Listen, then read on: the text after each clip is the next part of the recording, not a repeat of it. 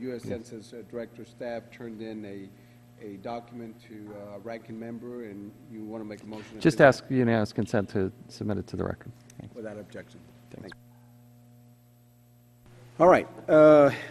We're now moved to our second panel. Our first witness is Ms. Karen Narasky, the Executive Director of the Asian American Justice Center, one of the nation's leading voices of advocating for the rights and interests of Asian Americans. The second witness is Mr. Arturo Vargas, the Executive Director of the National Association of Latino Elected Officials, NALEO, a national organization of Latino policymakers and their supporters. Let me see. Okay. The next one will be Ms. Helen Hatabab Shamhan, Executive Director of the Arab American Institute of Foundation. Thank you again for being here. And then we have the final panelist is Ms. Linda Smith, Executive Director of the National Association of American Child Care Resources and Referral Agencies. I want to thank all of y'all for appearing before this subcommittee. As you know, it is the policy of the Oversight and Government Reform Committee to swear in all the witnesses before they testify, and I'd like to ask each of the witnesses to please stand and raise your right hand. You solemnly swear to tell the truth and the whole truth and nothing but the truth? Let the record reflect that the witnesses answered in the affirmative. Each of you all will have 5 minutes to make an opening statement. Your complete written testimony will be included in the hearing record. The yellow light will indicate that it is time to sum up. The red light indicates that your time has expired. And members, we are going to stick to the 5 minutes. We're just going to go one round for the courtesy of the witnesses. And, of course, I think we have another panel afterwards. It is 9:06, so we're just going to go with we'll be very strict on the time and just go with one line. So at this time, Ms. Narasky, I would ask you to proceed with your testimony. Thank you, Mr. Chairman. We appreciate the invitation to the Asian American Justice Center to testify on this very critical issue. My name is Karen Narasaki, and I'm president of the Asian American Justice Center. We are a member of the Census Bureau's Advisory Committee for the 2010 Census, and as we did in 2000, AAJC is leading a national census outreach campaign for Asian American Pacific Islanders. We're working with partners such as our affiliates in LA, the Asian Pacific American Legal Center of Southern California, and in Chicago, the Asian American Institute in Illinois, and one of our community partners in New York, the Asian American Federation. We have directly funded and are coordinating efforts by 29 local community-based organizations in 21 states. And they include the Legal Center in LA, which is subgranting a statewide campaign, as well as 3 groups in Houston, OCA, BPSOS, and one of the South Asian organizations. We have also developed educational PSAs, brochures, and other translated materials, and have created a website that serves as a national clearinghouse for Census 2010 materials created for Asian Americans and Pacific Islanders in various languages. And it's part of our campaign, Fill in Your Future, and you can find it at fillinyourfuture.org. We are also partnering with national civil rights organizations, such as the Leadership Conference on Civil Rights, the National Congress of American Indians, the NACP, and the NALEO. Mr. Vargas will be testifying after me. As you know, Asian Americans have historically been undercounted, and because the community is 2/3 foreign-born and comprised of more than several dozen distinct ethnic groups and a multitude of cultures speaking many different languages, varying generationally, many challenges exist in counting this population. We're pleased that the Census Bureau has listened to our recommendations from the 2000 census effort in building their 2010 Census Integrated Communications Campaign. Ethnic media is a very important tool in communicating to our community. In fact, 3 in 4 Asian Americans are reached through ethnic media. The Asian American Media Plan is significantly more inclusive than in 2000, with more languages covered and over 750 media outlets engaged. Media buys are being made nationally and in 53 additional local markets, covering 13 Asian languages and 17 Asian ethnic groups. And most importantly, this campaign does not have a one-size-fits-all generic Asian campaign, but it is one that is culturally sensitive for each targeted ethnic group. However, While there is improvement, there are still significant gaps. Too many restrictions on the access to the agencies working on the media campaign by community partners working with the Bureau have created frustration for a lot of our partners and has unfortunately bred some suspicion and animosity that we think could be prevented. This has led to negative media coverage in some ethnic newspapers of Census 2010 at a time when the Bureau needs to be building trust in our communities. The national budgets allocated for our communities do not appear to be enough to cover several of the smaller but growing and harder to count Asian communities, such as the Indonesians, the Sri Lankans, Burmese, and isolated communities such as the Montagnards Vietnamese. In addition, there's no Pacific Islander media campaign for the mainland. It is only focused on the islands. Many Pacific Islanders actually reside on the continental U.S., and we run a high risk of missing them during the 2010 census. Finally, key opinion leaders often read the English language Asian media, and despite the increase in English language Asian media outlets, no resources seem to have been allocated at all to these media organizations. Of great concern also is the regional office issues. There's a lack of coordination between the national and regional and local outreach and public relations efforts. The Bureau needs to ensure better coordination. It is important for them to work with their regional offices also to make sure that they are recruiting, hiring, and training employees with the best language and cultural skills needed to secure an accurate count. Another concern is the need for adequate hiring and training. Unfortunately, the AAPI partnership specialist qualities vary significantly across the regions, and not enough specialists have been hired to cover various communities. So, for example, in Chicago, our affiliate there had to fight to get even one Asian-specific partnership specialist hired, despite the growth in the population. To date, the regional office has only recruited one Chinese-speaking partnership specialist, despite the huge diversity of the immigrant community in Chicago. We also believe that the Census Bureau needs to act quickly to identify its questionnaire assistance centers and be counted sites. In 2000, they did it only a week before Census Day, and they must do a better job coordinating the advertising of where these sites are going to be, including the organization's leading community-based outreach efforts. Finally, the Census Bureau needs to make much more of a priority to ensure that deceptive mailings and internet scams that pretend to represent the Census Bureau and Census 2010 are not used to mislead, misinform, or otherwise swindle these particularly vulnerable communities. In conclusion, I look very much forward to answering any questions you may have. Thank you very much.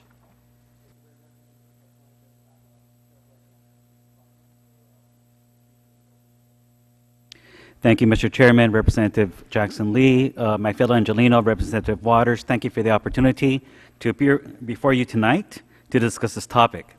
First, we applaud the Census Bureau for recognizing the importance of using Spanish language media and commend the breadth of the paid media strategy, the investments in creating it, and for developing messages based on research and in consultation with key stakeholders. However, we have identified significant weaknesses in the Bureau's Latino communications plan. First, the Bureau's 2010 investment to reach Latinos does not keep pace with inflation nor with population growth. In 2000, the Bureau spent $18.9 million on Latino outreach compared to $25.5 million in 2010. Had the Bureau merely accounted for inflation, the 2010 budget would have been $23.4 million. Accounting for more than half of the total U.S. population growth, the Latino population has increased by 33% since 2000. Had the Bureau increased its spending to account for both inflation and population growth, the 2010 Latino allocation would have been at least $31 million. Second, the Bureau's Latino strategy relies almost exclusively on Spanish language media and ignores the English-dominant Latino population. While Spanish language media are very effective in reaching Latinos who consume those media, many Latinos rely primarily on English language media. The Bureau investment in English language media is virtually non-existent. We are deeply concerned that English-dominant Latinos, many of whom live in hard-to-count communities, will not be reached effectively. Third, our media partners have informed us that the Bureau's investment is not enough for effective market penetration in many regions of the country. This is particularly a problem in non-traditional Latino population centers, such as the Deep South, the Mid-Atlantic, and the Midwest. A fourth weakness in is the methodology by which the Bureau used to decide local media buys, which allow for deeper market penetration and better message targeting. The Bureau developed 6 criteria to determine local Spanish language media buys. Those markets meeting at least 4 of the 6 criteria were selected. Now, we commend the Census Bureau for including hard-to-count scores and mail return rates in the criteria. However, we do have concerns with the methodology by which these criteria are formulated. Where the Latino population is concentrated in hard-to-count areas, the use of market-wide HTC averages masks the presence of areas with low HTC scores. This measurement fails to accurately capture the hard-to-count score for many Latinos in a particular market. Similarly, the criterion, which uses the average 2000 census form return rate, MRR, for a local market, provides a skewed measure of the return rate among Latinos. We analyzed 9 media markets that did not receive local television media purchases by isolating specific tracts with significant Latino populations and determined their average HTC score and MRR. We also examined the Latino percentage within tracts and HTC scores above the national average and mail response rates below the national average. This analysis presents a very different picture of the need for spot buys. Our analysis suggests that the Bureau did not make local spot buys in areas where its averaging methodology masks the presence of hard-to-count Latinos. Similarly, several markets with above-average mail response rates have Latino tracts where the rate is significantly lower than the national average. These markets include Boston, Austin, and Hartford, New Haven. The Bureau's HTC and mail response criteria are compounded by population size criteria. This disproportionately affects markets with emerging Latino populations and communities which are relatively small. For example, the Laredo market, by all measures, is a hard-to-count Latino market, but it does not meet the 100,000 Latino household threshold criterion. Similarly, the Atlanta market has over 158,000 Latino households, many of them in hard-to-count census tracts, yet fails to meet the criterion of Latino households comprising at least 11% of all households in a particular market. Both of these markets were shut out of local media buys.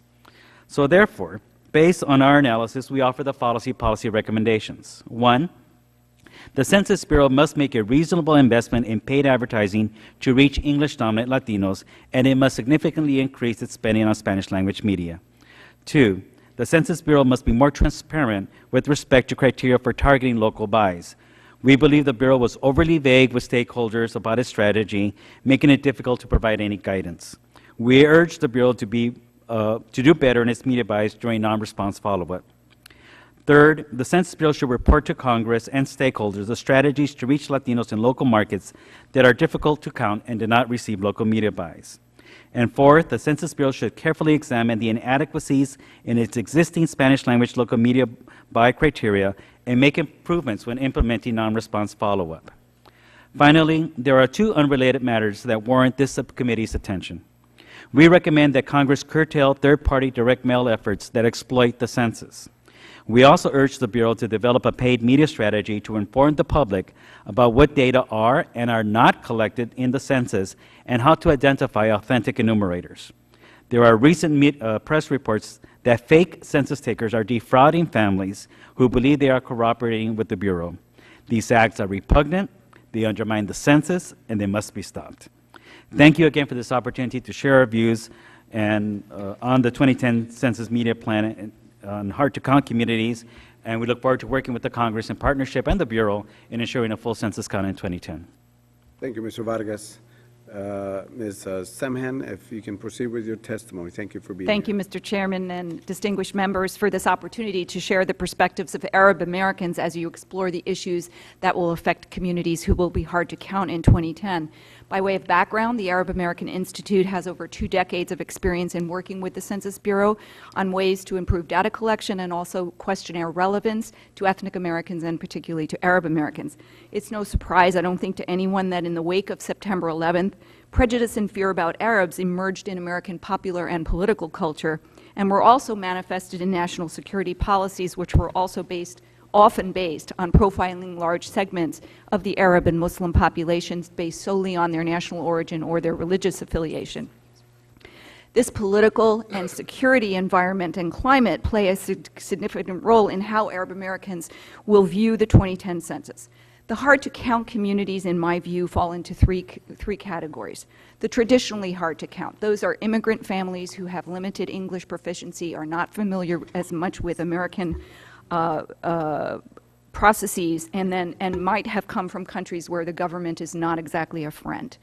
The second category is the post-9/11 hard-to-count, and those are people who were willing to cooperate and support the census in the last time around, but now, because of racial profiling in the wake of 9/11, are now more suspicious and less likely to appreciate the protections that are afforded by the Census Bureau.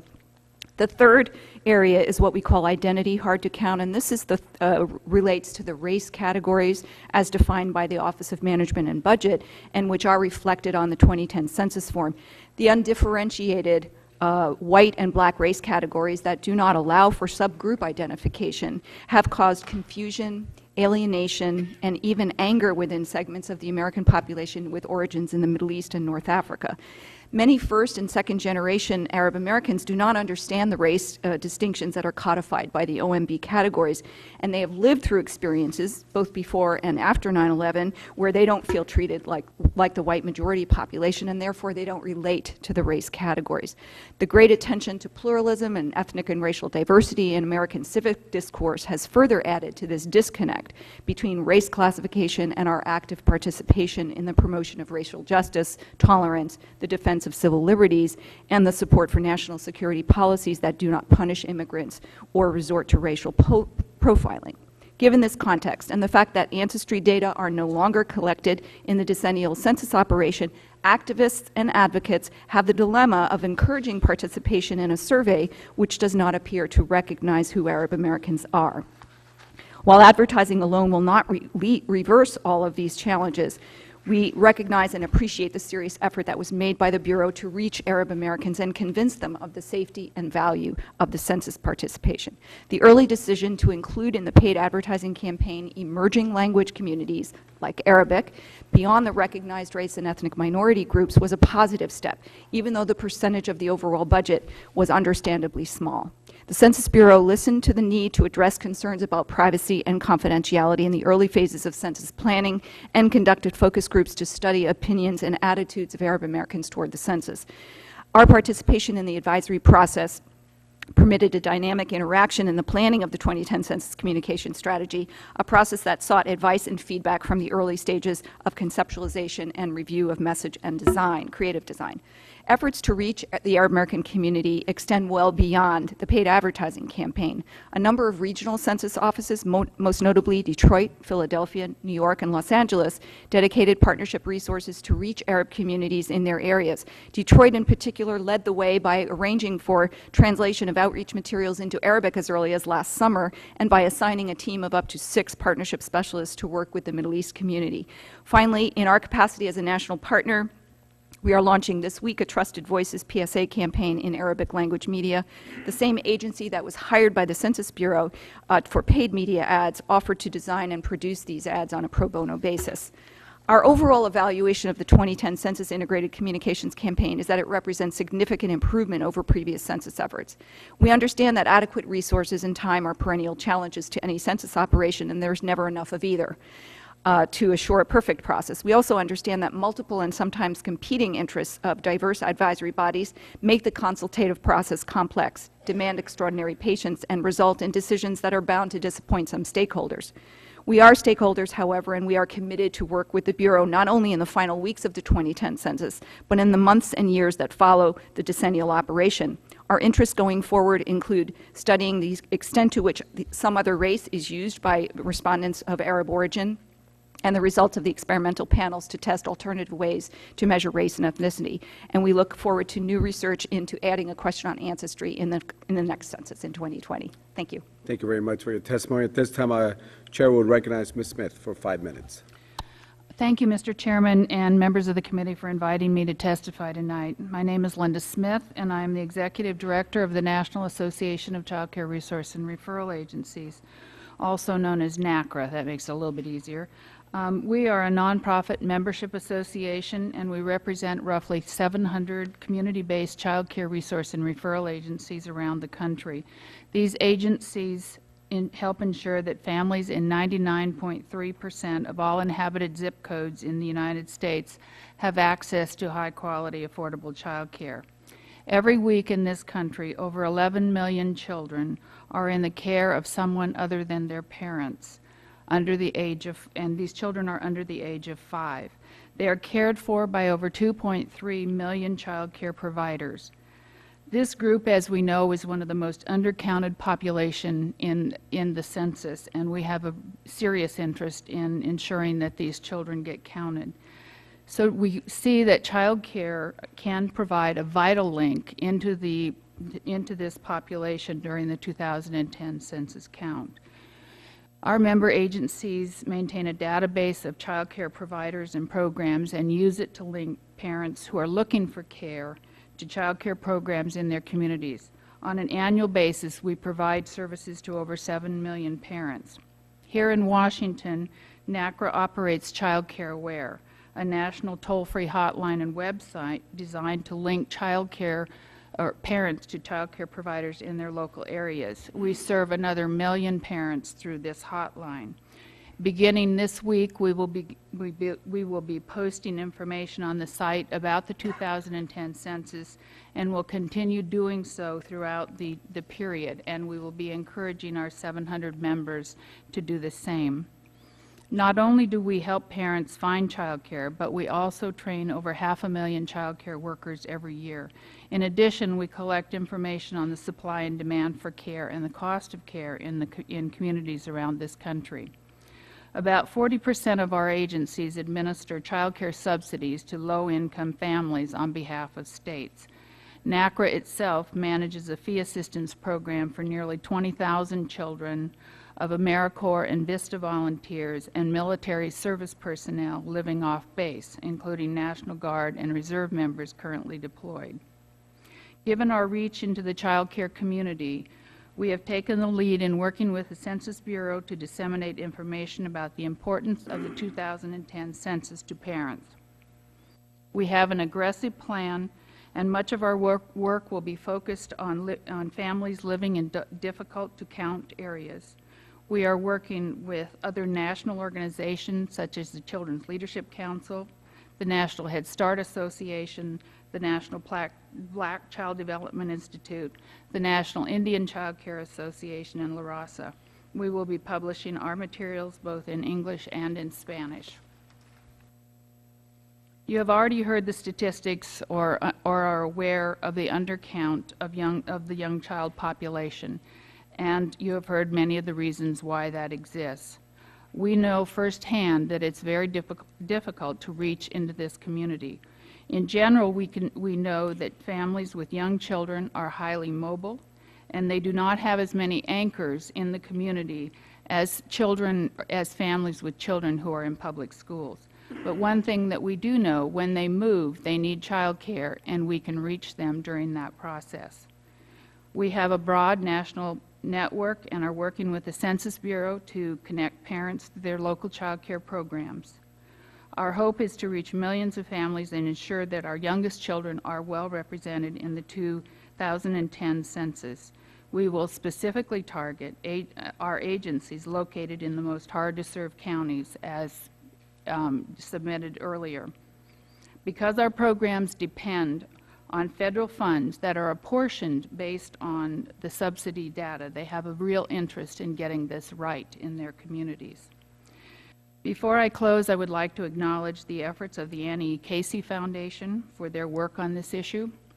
It is through their efforts that NACRA has become involved in this work, and we are working closely with Annie E. Casey and the Census Bureau, and our goal is to ensure that every child living in the United States is accurately counted in 2010.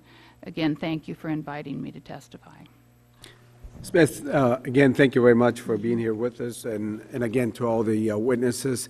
We now move on to the question period for the members and proceed under the 5-minute rules. And members, I will stick as chair to the 5-minute.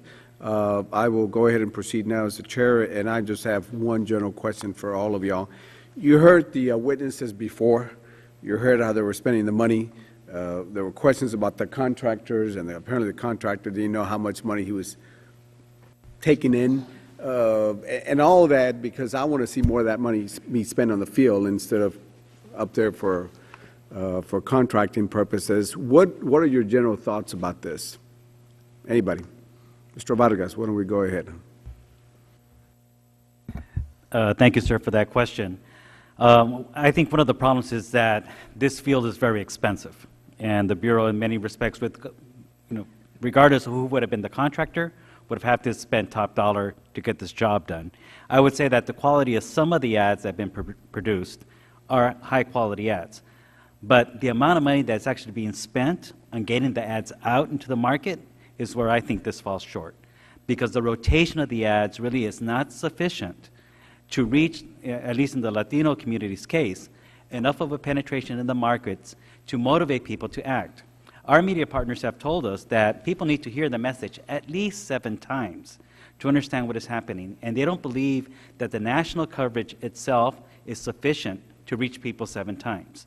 And given the lack of local media buys in these emerging communities like Atlanta, like Tampa, Orlando, like in Austin, like in Boston, like in Laredo, I think we're at serious risk of people not getting the message enough to be motivated to act. Right. And I believe what you're saying for the hard-to-count places, the local advertising, trusted voices would be more effective than this Golden Globes, Super Bowl on that. Would you agree that using some of that local media, whether it's Hispanic or African American, would work better than some of the money that they've spent?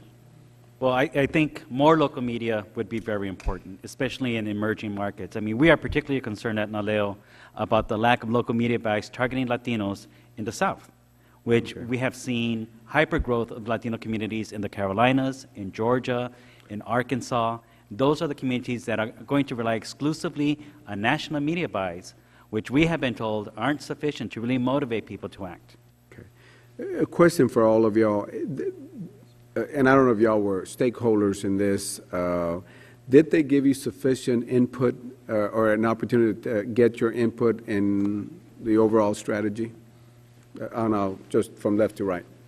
Right. Well, AAJC is part of the Census Advisory 2010, so, and we were actually part of a task force on media and advertising.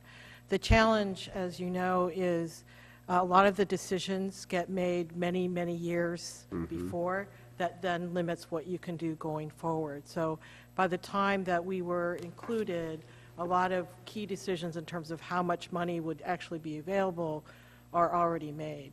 And I want to echo what Arturo said about the issue about local trusted media that you yourself is making.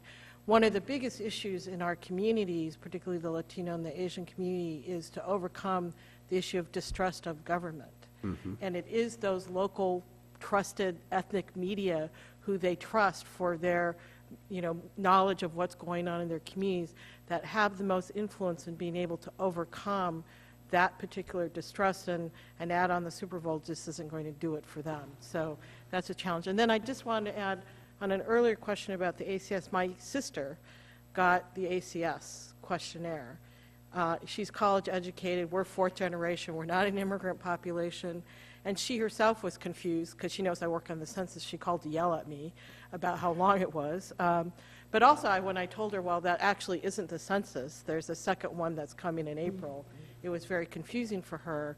And there does need to be, I think, much more thought about how do you educate communities, how do you use some of the advertising to educate the communities that there are, in fact, 2 census tools going out.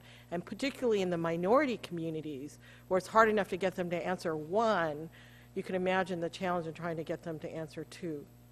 Thank you. Yeah, if you want to go ahead and close up, because I want to stick to my 5-minute rule.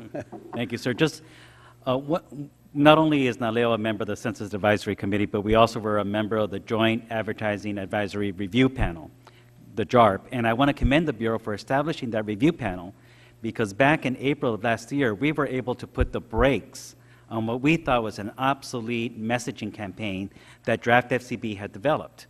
We asked them to go back to the drawing board to come back with different ads, which we believe now are more appropriate for the kind of environment where the census is being conducted, including the recession. Now, what the Bureau did not do as good a job as is letting us know in advance where the media buys are going to be and how much will be spent on media buys.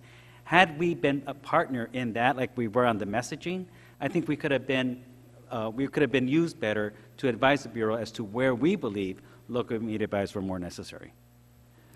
Can I respond to that, too? We're obviously a nonprofit association, and we're not receiving any funds to do the work that we're doing. And I have to say that I think there's been sort of an overlooking of the whole nonprofit community and mobilizing them around the census. If it hadn't been, as I said in my testimony, for the Annie E. Casey Foundation and the work that I had done with them in the past, we would not have been brought into this. And I think, and now we are working with the Bureau on this, on trying to get this count of children. But I will add that I work with another organization here in Washington that represents over 50 children's organizations, all of them nonprofit, and none of them, to my knowledge, have been contacted to mobilize around the census. And I think it's a missed opportunity. These people represent groups that are highly trusted in their communities, and I think we could do a lot more to get the census out, and we would benefit from it. Thank you. At this time, I'll recognize the gentlewoman from California, Ms. Waters, for 5 minutes. Thank you very much. Just simply, based on everything that you have seen and you understand about how this team is working, for each of you, just quickly, could you support the idea that there should be more money put in local media buys? Very definitely needs to be more money put in local media buys, particularly in the ethnic markets. One of the challenges is, like with the Latino advertising dollars, the Asian dollars went up a little bit, but if you adjust for inflation and the fact that you're trying to cover a population that has gone from 12 to 15 million and has exponentially more languages and diversity, it does not even begin to cover. So that would be both radio, newspaper, and television. Right. What about you, Mr. Vargas? Yes, Representative Waters, but what we would recommend is that in those local media buys, that the media buys be more strategic and that more weight be given to hard-to-count rate scores and mail response rate scores versus the size of a population. But the bottom line is, do you believe that we need to put more money into those local media buys? And we could help design better and give advice about what they should be, but there should be more money to do the Yes, job. there should be more money in local media buys, but I think it would be as important which local markets are selected for additional media buys. What about you? I agree with Arturo. I think it would be very beneficial to have more money in the local media buys. It does depend on where it's. We have a very small media in the Arabic language media to choose from, but and of course we are the smallest percentage of the foreign language media buys as well. But I think that more local based media is a good idea. What about you, Ms. Smith? I actually agree that would be a good thing, but I also think that there's an opportunity through the earned media and the use, again, of the nonprofit community to get this word out. I mean, we have no budgets usually for media, and yet we work with the media a lot, and I think just making the news that, for example, in the case of children under the age of 5 being undercounted, we can go out and get media in other ways. So what you're basically saying, in addition to media as we know it, print and electronic media, that the nonprofits have networks by which they should be supported to get the word out also. Well, I thank you all, and that's where I'm going with all of this. I really do think there needs to be more money to get to these populations and to be able to motivate and whatever the two phases are. I have a real appreciation for learning about Thomas Jefferson, but we really do have to get to the people who are going to fill out these forms and get them back. So if we make this recommendation, we're going to be looking for you for support. Thank you. Thank you very much, and thank you for your indulgence. Representative Jackson Lee. Thank you very much, Mr. Chairman. I'd like to follow the line of questioning that my colleague, and you've made the record, so let me just ask the question. Ms. Narasaki, do you believe there should be an enhanced funding for media that outreaches to diverse groups, including print and radio in particular? Yes, I do. It is something that we have been advocating for over the last several years. We've had to advocate each year for increased funding for the Asian American media, for the paid advertising, as well as the community outreach. Those things are really important. And for fear of the interpretation of our position being considered either self-serving or to give another small business some money, can you articulate how important these cultural entities are to our communities or to communities of color, meaning their radio, print media, that is a comfortable vehicle? Why are you suggesting that you need that increase in the media? What does that do in terms of helping eliminate or work against the undercount? Well, as you know, it actually helps the American public generally, because the more people you can get to respond to the mail initially, it saves a non-response follow-up. So actually, we're trying to advocate for something that would be an overall helpful benefit to the nation as a whole. The second thing is ethnic local media understand what are the messages that are going to most encourage people to respond, what's most important to their local communities, how to best phrase that, particularly in language, how to best communicate that, and they are the most trusted sources to get over the issue of fear about confidentiality and government intrusiveness. That's the term that I'm going to use, is the most trusted vehicle, which is a very important point in our mutual communities. Mr. Vargas, why don't you comment on the thrust of my questions? And you made a very important point about the broad brush on Latinos all going to Spanish-speaking when there are any large numbers of Latino with their own concerns who are English-speaking. Why don't you speak to the need for media that is culturally relevant? Thank you, Representative. Again, I think Spanish language media is very effective in reaching the population that consumes Spanish language media. And I'll refer to my written testimony where we cite research that where Spanish language media actually is able to increase, for example, voter turnout rates. But we also know that voter turnout rates are the lowest among native-born, English-speaking Latinos. And it is that segment of the population that we believe is also among the hardest to count. So ignoring vehicles, media vehicles that use English language to reach these populations, whether they be young people or people who are disaffected from society, I think is a real missed opportunity. And this is something we raised with the Bureau over a year ago, that the lack of an English language media strategy could be a problem in the 2010 census. You listened to the listing that the previous witness gave about how much money is being spent on national, local. When the contract is $300 million, and my understanding is that the Census Bureau is not the ones that deciphered or delineated or categorized how the monies would be spent, would you make the argument that there should be a returning to the drawing board to reconsider or reconfigure those that funding breakdown? With all due respect, Representative, I think we are already, at past the 11th hour, figuratively and literally tonight.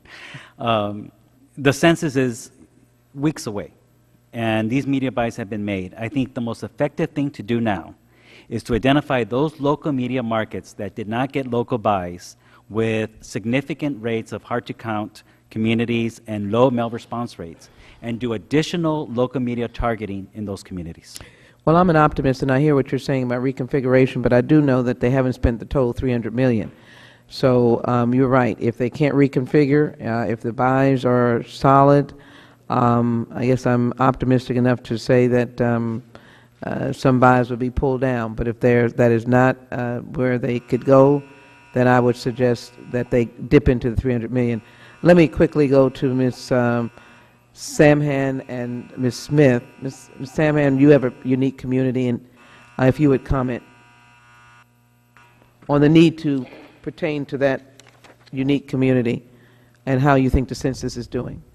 Well, as I said in my testimony, I believe that they're doing the best that they can with a relatively emerging market. This is the smallest percentage of the overall special market foreign language media that was allocated. I expect that in the next census operation it will increase, but it was under $800,000 for 3 language groups. So it's such a small drop in the bucket, and it was really for that reason that we realized that we needed to have a partnership effort that was to basically complement the limited funds that were available for these emerging language groups.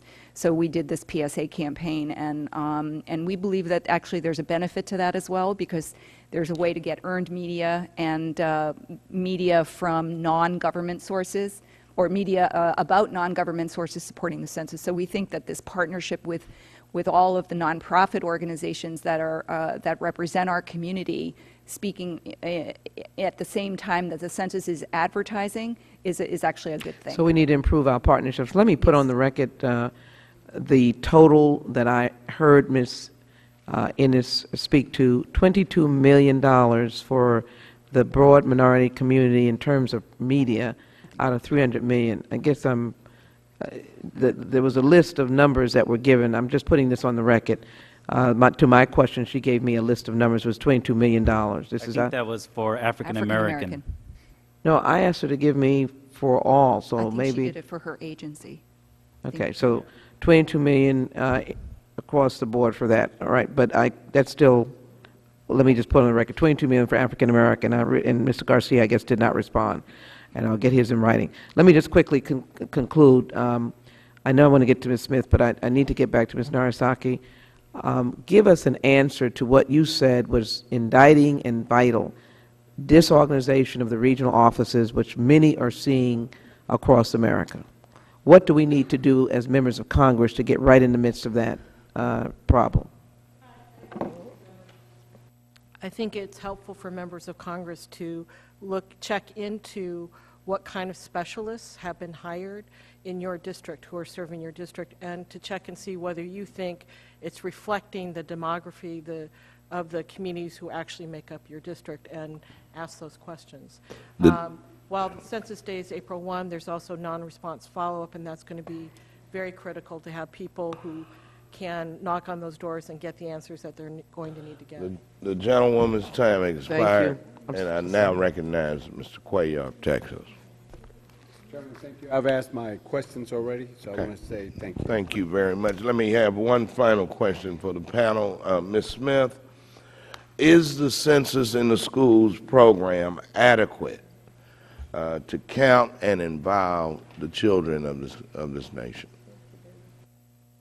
I don't think I'm qualified actually to answer that question, because we work mostly with the population of children that are preschool age children, and they've not been targeted by any of these programs. So I think, you know, if I were to make one comment to everything that's been said tonight, I think we really have a serious issue at looking at young parents in this country and how do we access them. They're new into all of this since the last census, and we're obviously not getting to them no matter who they are. Children under 5 are just not counted, and they're not targeted with any sincerity right now in this count. Thank you for that response, and I will make inquiry with the Census Bureau about a comprehensive approach to involving young people, since they are